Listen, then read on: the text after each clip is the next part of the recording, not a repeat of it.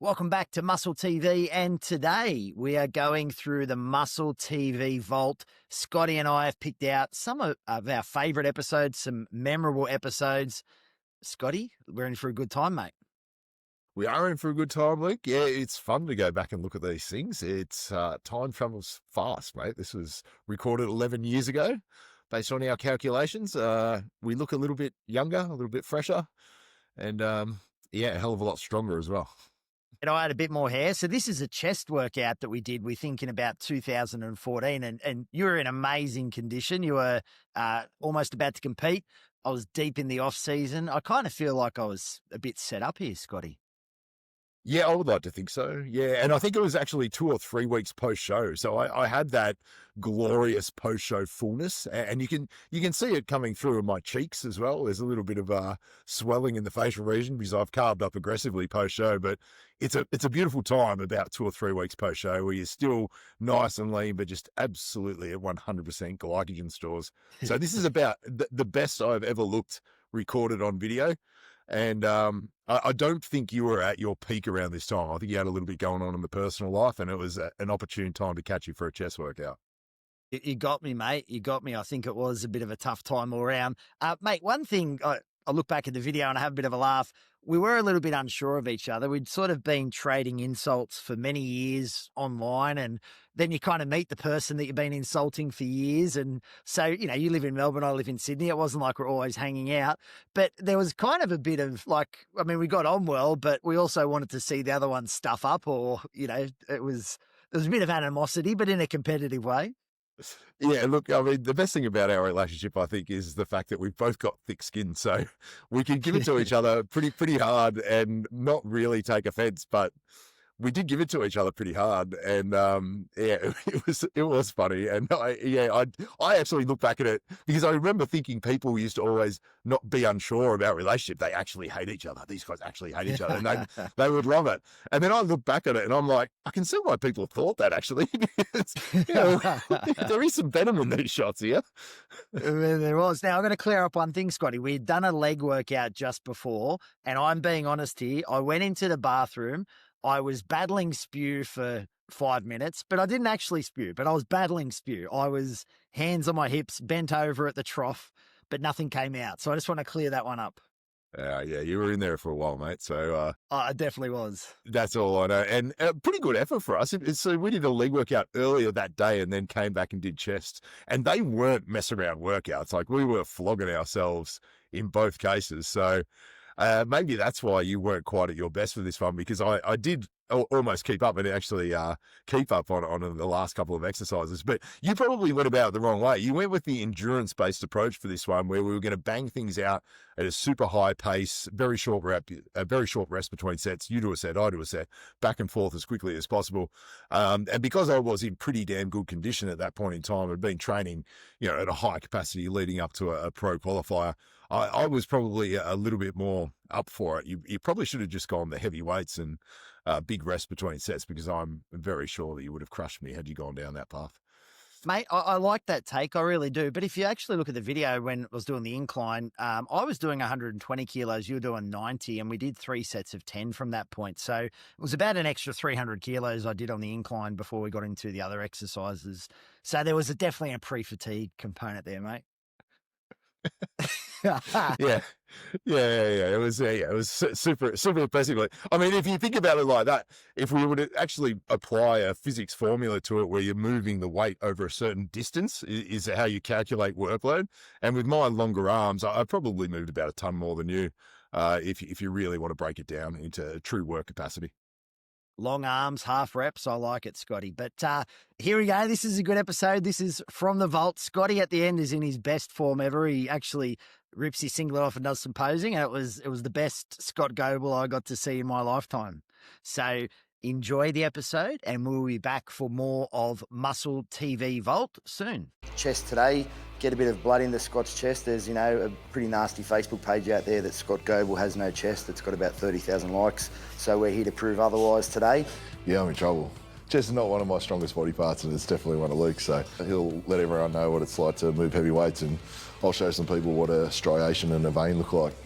Normally I go pretty heavy on chest, but that's not always the case. And over the years I've had training partners that say they hate training chest with me because I do a couple exercises and that's it. So I've sort of put together a bit of a workout, bit higher volume, less rest, more intensity, just to really smoke the chest. Well, last time we busted out a good leg session and look, it did very well. He snuck away afterwards to go to the toilet and he was gone for a suspicious amount of time. And when he came back, he fessed up to the fact that he had a little vomit. So, This is a stitch up. This is just a complete lie. So, This is just a full, so we'll see. full-blown lie. We're bringing lies in now, are we? He might chuck an extra plate on the incline bar for chest, worries. but I don't think you'll find me with my head over the bowl at any stage of this workout. I don't know why Scott's doing this now, but if we want to bring lies into it, that's fine, we can. Not only did I get more reps and I pushed more weight in the last session, but I didn't spew, so I don't know what's going on about it all. So the first exercise we're going to be doing is incline barbell press. Look, upper chest is a bit of a neglected part of the overall chest development, so I always like to prioritise it by starting it off. We're going to go up in the weights progressively and come back down once we reach a working weight.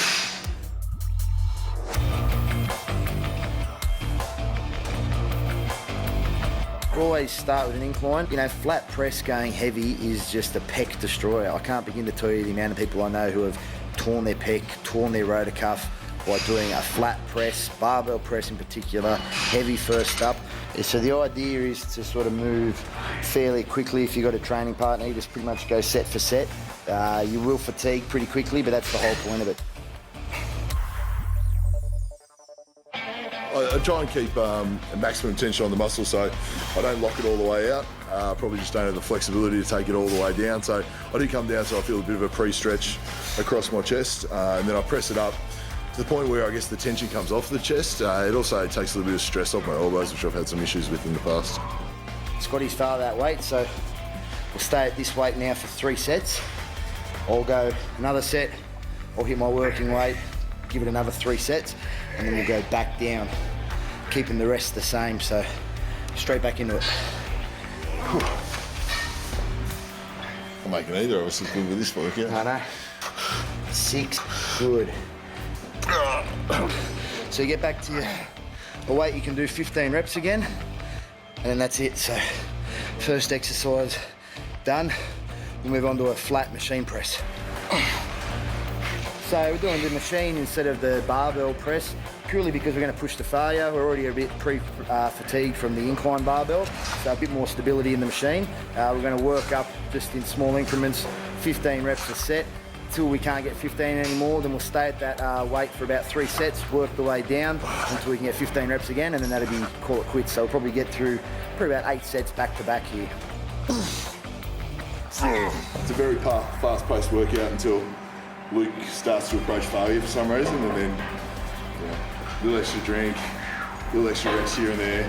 Just guarantee you can get the 13 reps to beat me. Scotty always likes to go first because that's when we change the weights. So there's that time that it takes to change the weights. So he's always getting an extra 20 to 30 second break. I'm on to him.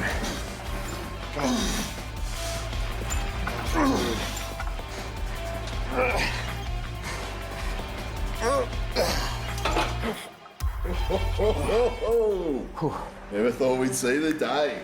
10 reps, good effort, 2 less than me.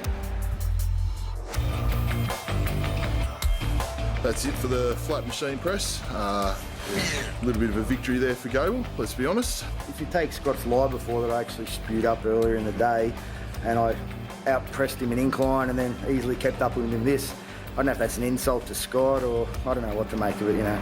Not sure what your definition of easily keeping up is if you're 2 reps behind on the working sets, but I'd call easily keeping up when I put an actual 20 kilos extra on the incline and I pumped out more reps than you. That'd be easily keeping up, so yeah.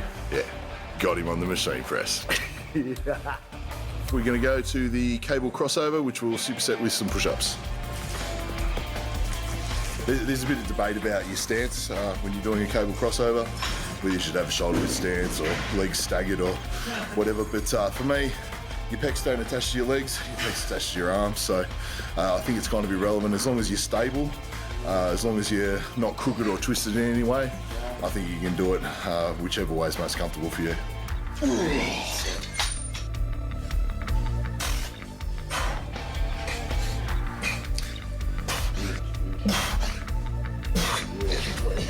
Probably the biggest thing for me with cable crossovers, people sort of mistake them for a press. That's fine if you want to do that pressing motion, but I think a lot of people get it wrong when they're trying to do a cable crossover, but they're actually doing way too much weight and a very big press movement. You don't need a lot of weight, you know, to get a good squeeze on the chest. You don't need to be lifting the whole stack. And if you want to go do a press, go do it on a machine, go do it on a barbell, go do it on a dumbbell.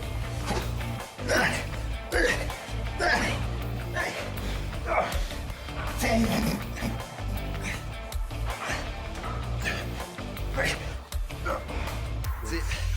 Oh, that's chest. Oh. Well, I don't even know how many sets we did. I would estimate we probably did 25 sets back to back for chest. Try it at home. It's a lot harder than it looks.